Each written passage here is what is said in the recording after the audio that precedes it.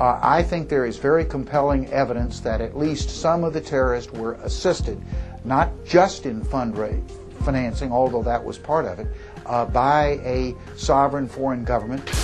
The day after the attacks, it was apparent that some people within the government were aware of the Pakistani funding of Al-Qaeda.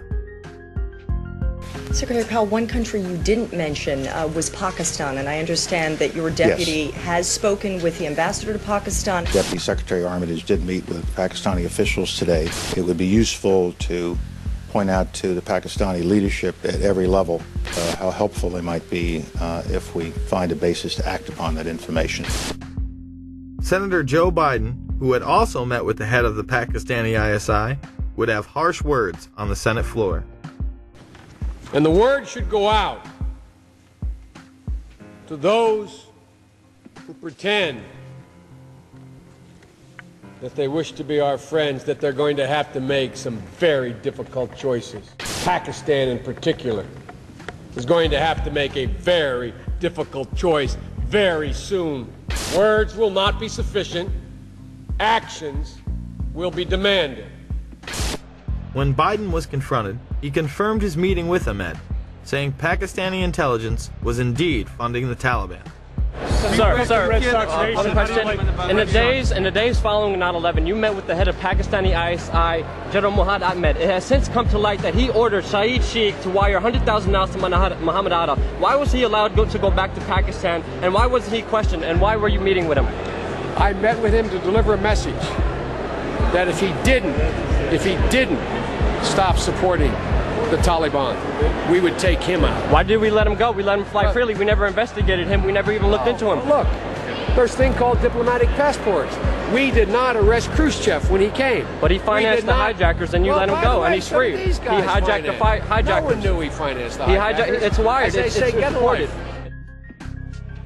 He would later state that the information was indeed classified. How did you know the ISI was helping the Taliban, sir?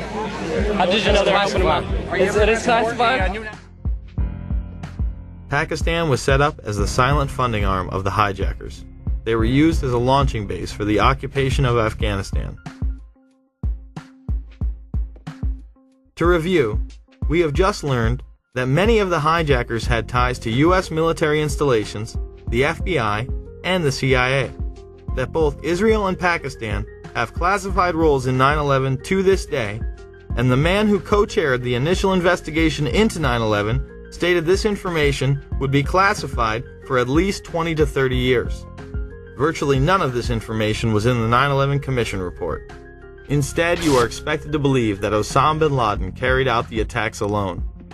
Yet 2 wars and 7 years later, he's still on the loose. The bipartisan commission was full of insiders, who whitewashed the events of that day to the point it was comical. 5 years after the horrors of 9/11, there's a new way to look at those unforgettable images. Through color, caricature, and captions, comic book veterans Ernie Colon and Sid Jacobson have brought to life the 9/11 Commission Report. It took a year and a half to distill 600 pages down to less than 150. When you hear about the idea of the 9/11 Commission Report as essentially a comic book, your first reaction is, what are you, crazy? It's accurate. I mean, the graphic version is accurate. That's what happened. Thomas Keane was the co-chair of the commission with Lee Hamilton. They would write a book together called Without Precedent.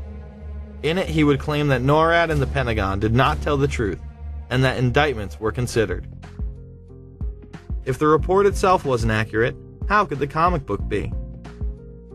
Thomas Keane is now traveling the country in order to instruct teachers on how to teach 9/11 to their young, impressionable minds. The 9/11 Commission was such a cover-up that Max Cleland, an appointed member, went off on Wolf Blitzer. A deal announced yesterday between the White House and the commission investigating the September 11th attacks is proving to be rather controversial. Under the agreement, only certain members of the commission will be allowed to review classified documents from the White House, and their notes will be subject to administration review. Today, some relatives of people who were killed in the attacks criticized the agreement, and our next guest, who's a member of the commission, claimed the deal is disgusting. Former Georgia Senator Max Cleland, a Democrat, joins me here. Well, you've used the word deal 3 times. I don't think the 9/11 Commission ought to be making deals with our own government under the responsibility we have from the Congress and our responsibility to the American people to get all the facts, and let all the commissioners look at those facts. Now, we've had to subpoena the FAA for those documents. We've had to subpoena NORAD for those documents. I'm in favor of subpoenaing the White House for the documents we need so that all the commissioners can get to see all the documents that we need. That's the only way we can face the American people and the families and say we have done a thorough investigation independently of the White House and the entire executive branch.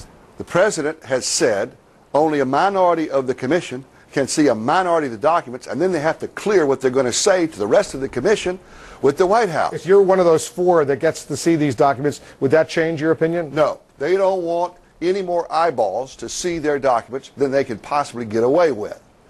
It's a scam. It's absolutely disgusting. Cleland would later resign. Well, they have something to cover up, and the 9/11 Commission, of course, was a master cover-up. We know that. The question is what it was covering up. I don't believe the reports on September 11th put out by the 9/11 Commission or by Congress. I've seen one put out by the 9/11 Commission, and it was basically hundreds of pages of nothing. It was very generic. It was very indirect, indistinct, devoid of facts, devoid of hard positions. It was things like mistakes were made. We need to improve human intelligence. This is nothing. I mean, it's like, yes, I stand for truth, justice, and the American way. But it was vapid. It was a waste of time and money, but gives the impression that, oh, yes, the government is doing something. The government is studying the issue. Well, what makes me really disappointed, and that's an understatement, is that Congress's role is oversight. And Congress, even today, you'll see members of Congress saying, well, we haven't implemented everything that the 9/11 Commission recommended. And the 9/11 commissioners have said that the administration obstructed them, lied to them. The staff statements were described by various commissioners to be an indictment of the FBI in particular, but also an indictment of the CIA. I don't think the chairman and I have ever characterized the staff statements as an indictment. It's possible others have done that. We have not. And Tom and I have heard repeated praises from people in your business, in the media business, thanking us for the quality of those statements. I would second that, and by the way, I never, ever would correct the vice chairman, but I'm afraid I did characterize one of those statements as an indictment.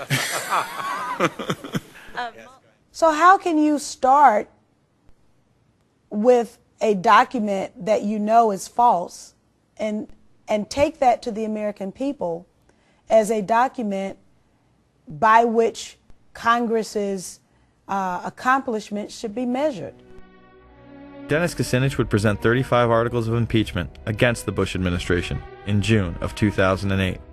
He would stand before the House for almost 3 hours before reading the last few articles, which were regarding 9/11. He alleged that the administration had not acted on specific warnings prior to 9/11, that they had attempted to cover this information up, and they had tried to stop any commission from being organized in regards to investigating the attack. Article 33.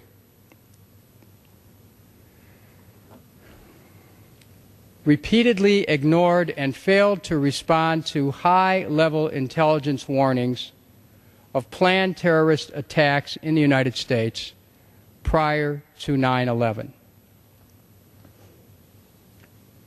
In his conduct while President of the United States, George W. Bush, in violation of his constitutional oath to faithfully execute the office of President of the United States and to the best of his ability preserve, protect, and defend